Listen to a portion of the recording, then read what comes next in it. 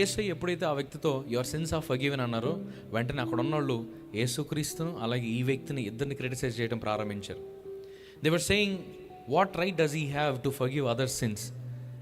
దైవదోషణ చేస్తున్నాడు అని చెప్పి అతన్ని క్రిటిసైజ్ చేశారంట దేవుణ్ణి. అయినప్పటికీ కూడా they did not even give a damn. అక్కడున్న ప్యారలైజ్డ్ వ్యక్తి తలదిప్పి కూడా చూడలేదు, అక్కడున్న యేసయ్య కూడా తలదిప్పి కూడా చూడలేదు. You need to ignore your criticisers. వాళ్ళు ఏదో ఒక మాట అన్నారు కదా అని నువ్వు ఇంకో మాట అని, వాళ్ళు ఇంకో మాట అని, నువ్వు ఇంకో మాట అని, నీ ఫోకస్ని నువ్వు లూజ్ అయిపోతావు. మనం ఇతరులు మనం అవమానపరుస్తున్నారని మనం వారిని ఏదో క్రిటిసైజ్ చేసి వారిలో ఉన్న లోపాలను బయటికి చెప్పి స్లోగా మనం ఏమవుతున్నాం అంటే వారిలాగే మారిపోతున్నాం, వారిలాగే తయారవుతున్నాం.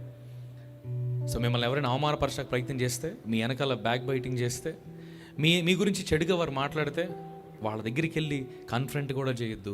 Just a calm and pray. ప్రభా వీళ్ళ గురించి ఎలాగ అంటున్నారు,